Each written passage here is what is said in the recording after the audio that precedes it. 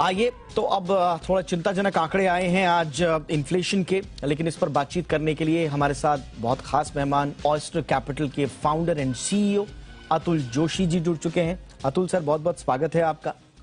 Sir, पहला तो त्वरित रिएक्शन, रिजर्व बैंक तमाम कोशिशें कर चुका है, उसके बावजूद महंगाई के ये आंकड़े, कारण? बेसिकली हमारा महंगाई है वो सप्लाई साइड की वजह से बढ़ रहा है, ना कि इंटरेस्ट रेट। मतलब आप इंटरेस्ट रेट 20% भी कर दीजिए, कोई फर्क नहीं पड़ने वाला। अगर हम देखें कि इसमें क्या चीज बढ़ रही है, तो खास करके जो वेजिटेबल्स है उसका जो इन्फ्लेशन है वो काफी ऊपर आया है। और उसका कारण है जो मौसम में बदलाव आया, कि जबकि हमारे वेजिटेबल्स तैयार होके मार्केट में जाने को थे या खेत में उनकी पैदाइश को बाहर निकलना था, तब जाके बारिश हुई और काफी सारा नुकसान हुआ फार्म लेवल पे, और उसकी वजह से हमारी सप्लाई कम हो गई। साथ ही साथ हमारे जो फेस्टिवल्स थे उसकी वजह से भी काफी डिमांड थोड़ा स्ट्रांग रहता है, चाहे वो फास्टिंग के लिए हो या, तो डिमांड भी थोड़ा स्ट्रांग था ही था, लेकिन ज्यादा नुकसान हुआ था कमौसमी बारिश के कारण। वहीं पे अगर हम देखें जो धान की चीजें हैं, खास करके वीट मतलब गेहूं और चावल, ये दोनों का प्रोडक्शन काफी कम रहा है। खास करके इसमें जो चावल है उसकी जो ये कल्टीवेशन कहते हैं वो काफी कम हुआ है। खास करके नॉर्थ ईस्ट के रीजन में, मान लीजिए eastern UP, Bihar, Jharkhand, west Bengal और नॉर्थ ईस्ट इंडिया, उसमें काफी बेल्ट में बारिश कम हुई है और उसकी वजह से चावल की कल्टीवेशन कम हुई है।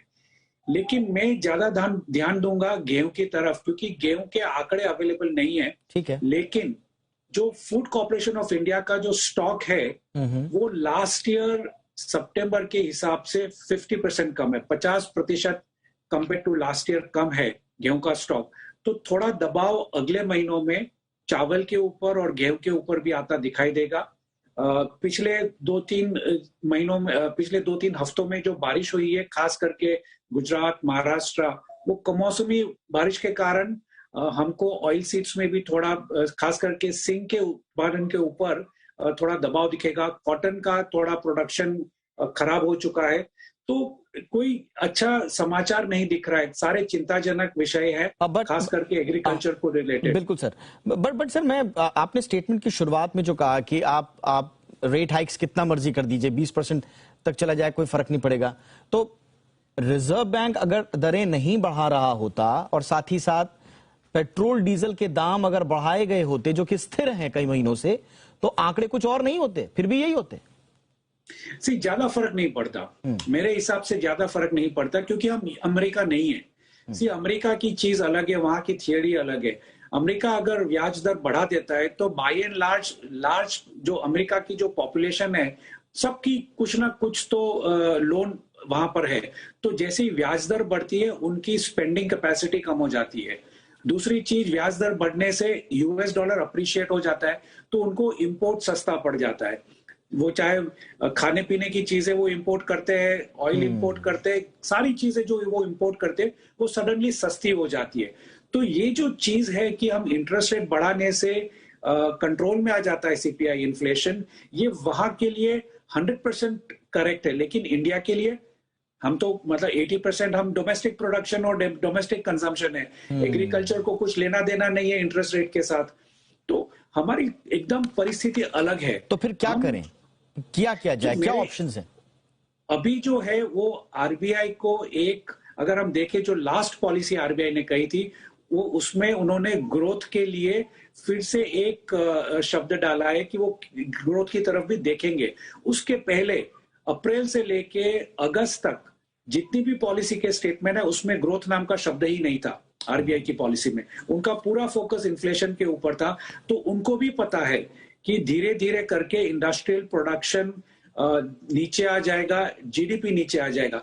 तो अभी उनको जो कॉल लेना है वो है रूपी स्टेबिलाईजेशन के ऊपर। इंटरेस्ट रेट काफी बढ़ चुके हैं, इसकी इफेक्ट इन्फ्लेशन के ऊपर ना के बराबर ही रही है। तो सबसे पहली चीज करेंसी स्टेबिलाईजेशन करना है। दूसरा, क्रेडिट ग्रोथ जो है वो अच्छा खासा रहा है, उसको कैसे बूस्ट करे। और तीसरी चीज जो है वो है स्टेबिलिटी, सप्लाई साइड गवर्नमेंट के साथ काम करके सप्लाई साइड को कैसे स्मूथ करना है। ये उनका फोकस होना चाहिए, ना कि इंटरेस्ट रेट बढ़ाई जाए। इंटरेस्ट रेट जितने बढ़ेंगे उतनी ही मेरे हिसाब से जो जीडीपी की ग्रोथ है वो कम आ जाएगी। जो मेरा अनुमान है 6.8% से लेके 6.5% के बीच में मार्च तक ये आंकड़ा आ जाएगा जीडीपी ग्रोथ का। बट सर ऑलरेडी बट आपने कहा करेंसी स्टेबलाइजेशन, पर करेंसी स्टेबलाइजेशन के लिए भी हमारे पास क्या उपाय बचता है? आपने डॉलर के डॉलर झोंक दिए, बिलियंस ऑफ डॉलर आपने झोंक दिए, फॉरेक्स पर आपका दबाव आ रहा है, तो उस मोर्चे पर फिर कैसे स्टेबलाइज करेंगे? सी बेसिकली अगर हम अगेन आरबीआई का ही स्टेटमेंट देखें तो जो हमको दिख रहा है कि लगभग $100 बिलियन कम हो चुकी है हमारी रिजर्व्स, उसमें से 70%, I mean to be precise 67% जो है वो तो डिवैल्यूएशन है, वो एक्चुअल आउटफ्लो नहीं है। जैसे कि हम यूएस ट्रेजरी आरबीआई ने इन्वेस्ट किए लगभग $130 बिलियन, तो उसके ऊपर मार्क टू मार्केट जो लॉस है उसकी वजह से हमारी रिजर्व कम हो गई। तो ऐसा नहीं है कि आरबीआई ने वो मार्केट में पैसा झोंका है, वैसा नहीं हुआ है, ये मार्क टू मार्केट। तो 70% वो है वो बुक एंट्री के हिसाब से रिजर्व्स कम हुई है।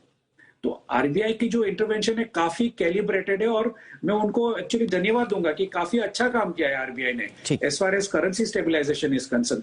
तो जो आंकड़े दिखते हैं, बड़ा सा आंकड़ा कि $100 बिलियन आरबीआई की रिजर्व्स कम हो गई, वो कम नहीं हुई है, वो बुक एंट्री के हिसाब से मार्क टू मार्केट लॉस है। अच्छा, ठीक है सर। तो यानी कि अभी और स्कोप है पुश करने का और करेंसी स्टेबलाइजेशन के। हाँ, दूसरी एक चीज मैं बताऊं, हाँ, कि मान लीजिए कि मैं एक फॉरेन इन्वेस्टर हूं, तो अगर मैं जब इन्वेस्ट करता हूं इंडिया में, तो इंडिया में मैं इसके लिए इन्वेस्ट करता हूं क्योंकि मुझे यील्ड ज्यादा मिलती है। मुझे अमेरिका में 4%, 4.25% की यील्ड मिलती है, यहाँ पर मुझे 8% के आसपास यील्ड मिलती है। लेकिन अगर मेरी करेंसी डिप्रिशिएट हो रही है तो मिलजुल के मुझे वही 4, 4.5, 5% मिलेंगे। जबकि अगर मेरी करेंसी अप्रिशिएट हो रही है तो वो 8%, 10%, 12%, 13% होगा, तो एफआईआईज ज्यादा आएंगी डेट मार्केट में। अच्छा, ये काउंटर इंट्यूटिव चीज है, लेकिन ये हकीकत है कि जैसे ही हमारी करेंसी अप्रिशिएट होती है, एफआईआई का इंटरेस्ट, खास करके डेट फंड्स का इंटरेस्ट बढ़ना चाहिए, क्योंकि उनको हाई यील्ड मिल रही है प्लस करेंसी का अप्रिसिएशन मिल रहा है। ये इंटरेस्टिंग बात आपने बताई। बट सर, अब हमारे सामने स्थिति ये है, और रिजर्व बैंक गवर्नर ने बहुत पहले भी कह भी दिया था, एक तरह से उन्होंने प्रेडिक्ट कर दिया था आज जो स्थिति आज है। उन्होंने कहा था कि एक तो मॉनसून लेट हुआ है और जाते जाते जिस तरह से वो फसल खराब करके जा रहा है ये प्रॉब्लमैटिक होगा, और उसकी परिणति हमने देख ली। अब बारिश के बाद आमतौर पर दाम स्थिर हो जाते थे सब्जियों के, लेकिन आसमान पे है, गोभी देखिए 120, 130 पहुंच गई है। अब आगे क्या होगा? आरबीआई के पास कोई है स्कोप, या आप तो कह रहे हैं कि इंटरेस्ट रेट बढ़ाने से कोई फायदा होगा नहीं, लेकिन फिर भी दबाव होगा क्या ये इस तरह के सर्जरीज करने का? मेरे ख्याल से आरबीआई को फील गुड फैक्टर के लिए 50 बेसिस पॉइंट का इंक्रीज दिसंबर में मेरे ख्याल से कर ही देगी। आरबीआई के पास भी वैसे देखे तो काफी प्रेशर रहता है, पीयर प्रेशर रहता है, गवर्नमेंट का प्रेशर रहता है, तो 50 बेसिस पॉइंट्स है तो उसको इंटरेस्ट रेट बढ़ाने ही पड़ेंगे। मेरे ख्याल से कोई रिलीफ नहीं है इन्फ्लेशन के आंकड़ों में। और अगर हम आरबीआई का खुद का अनुमान भी देखें तो सितंबर तक उनको ये अनुमान था ही था कि इन्फ्लेशन बढ़ते जाएगा। अब जो अक्टूबर और नवंबर की परिस्थिति है, थोड़ी शायद रिलीफ मिले, क्योंकि 2-3 चीजें हैं कि ऑयल की प्राइसेस थोड़ी कंट्रोल में आ गई थी, अभी फिर से उन्होंने प्रोडक्शन कट किया तो फिर से थोड़ा स्पाइक आया है। लेकिन आरबीआई ने अपना जो ऑयल बास्केट है उसमें $4 की उन्होंने कमी की है। तो थोड़ा बहुत मान लीजिए कि 7% के आसपास ही रहेगा, ऐसा नहीं है कि वो 6% आ जाएगा या 5.5% आ जाएगा, ऐसा कुछ अगले 2-3 महीनों में नहीं होने वाला। रिलीफ नहीं दिख रही मुझे, लेकिन आरबीआई डेफिनेटली इंटरेस्ट रेट बढ़ाएगा और शायद 50 बेसिस पॉइंट से ही बढ़ाएगा दिसंबर में। बट आप कह रहे हो वो फील गुड के लिए बढ़ाएगा, उसका कोई बहुत ज्यादा असर दिखेगा नहीं? कोई मायने नहीं है, कोई मायने नहीं है। ठीक है, बिल्कुल संक्षेप में आखिरी, कब तक उम्मीद करें सर कि हम और आप बैठ के इन्फ्लेशन पर चिंता न जता रहे हो? जून नेक्स्ट ईयर। ऑलराइट सर, मुझे लगता है कि इंटरनेशनल जो एजेंसीज हैं और थिंक टैंक्स हैं वो भी इसी के आसपास का प्रेडिक्शन दे रहे हैं। बहरहाल बहुत बहुत शुक्रिया सर, आपने वक्त निकाला। अतुल